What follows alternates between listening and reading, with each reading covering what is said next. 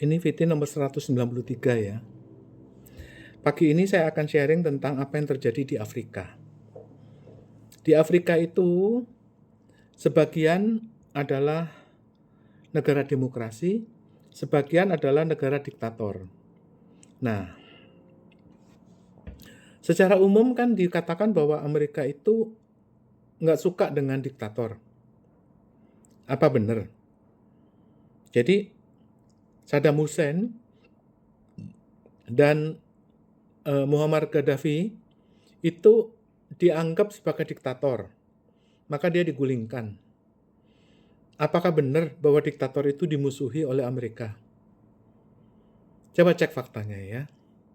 Jadi ada 3 pembahasannya itu.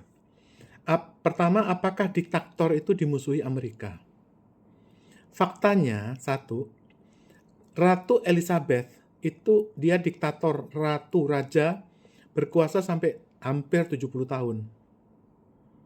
Buktinya nggak diapa-apain? Kedua, Malaysia itu masih raja. Rajanya ada, masih raja. Jadi yang dipilih itu Perdana Menteri. Tapi rajanya ada. Buktinya Malaysia rajanya nggak dibunuh. Gitu. Nah, sebaliknya, negara-negara yang demokratis, seperti misalnya Indonesia, Soekarno dan Soeharto, udah jelas dia demokrasi, artinya kamu ikut pemilihan umum. Buktinya digulingkan. Jadi, bukan masalah ini diktator atau demokratis, Amerika itu maka senang atau dia cinta. Masalahnya adalah pada waktu Muammar Gaddafi itu dan Saddam Hussein itu, dia menasionalisasi perkebunan-perkebunan yang ada di Libya. Jadi tanah-tanah perkebunan itu kan dulu miliknya orang-orang kulit putih. Itu dinasionalisasi. Banyak perusahaan-perusahaan yang dinasionalisasi karena Libya itu ingin membuat kesejahteraan masyarakat, jadi setiap orang yang baru menikah dikasih tanah. Jadi tanahnya perkebunan itu dibagi-bagiin kepada rakyat. Hampir mirip dengan yang dilakukan oleh Jokowi. Maka langsung para pemilik tuan tanah itu yang ribuan hektar itu yang ada di Libya, yang pemilik perkebunan coklat, perkebunan kopi, perkebunan teh, itu marah, langsung digulingkan. Jadi motifnya itu bukan masalah kamu diktator atau demokratis. Tapi masalahnya itu ketiga. Pada waktu Muammar Gaddafi itu menciptakan mata uang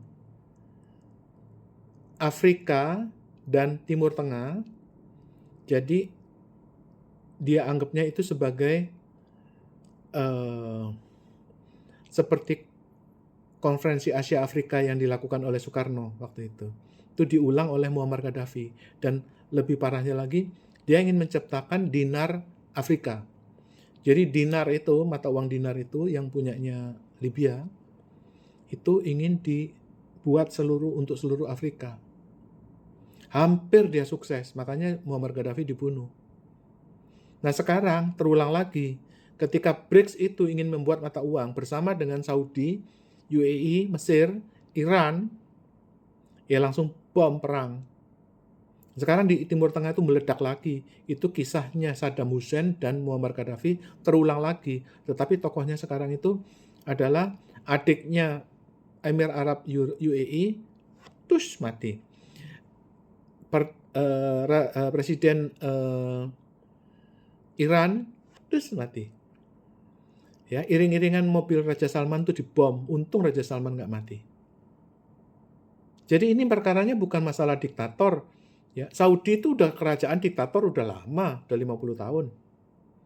Tapi nggak apa-apa, begitu dia bikin BRICS, mata uang bersama Rusia, Yuan, bersama dengan Timur Tengah, itu mengulang kisahnya Muammar Gaddafi.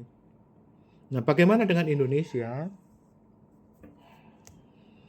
Indonesia ini tertolong karena apa? 2 kali kita kudeta, Soekarno dan Soeharto, tapi kita 2 kali kerusuhan, tapi kita nggak sampai dibom oleh Amerika. Kenapa? Karena pada waktu Soekarno turun, ganti Soeharto. Soeharto turun, itu menjadi ganti Raja Sanjoyo. Nah, orang Raja Sanjoyo adalah ininya sebagai penengah. Sudah, Soeharto turun, biarin aja. Raja Sanjaya tidak mengambil tindakan apapun, keputusan apapun. Padahal tahun 98 itu akadnya Soeharto udah dicabut. 10 tahun Raja Sanjaya topo bisu, diam aja. Jadi Soeharto tuh nggak tahu akadnya yang baru tuh sama siapa. Karena Raja Sanjaya bungkam 10 tahun.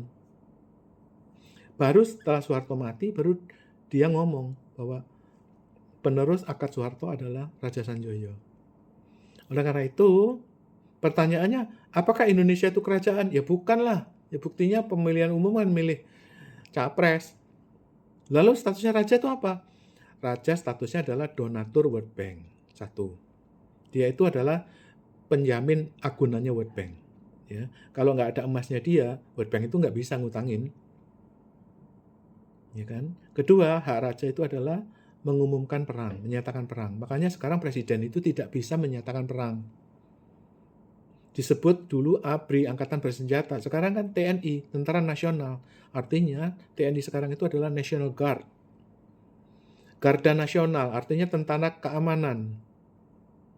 Bukan tentara bersenjata, tentara perang. Bukan Angkatan Perang Republik Indonesia, bukan. Tapi tentara National Guard, Tentara Keamanan Indonesia.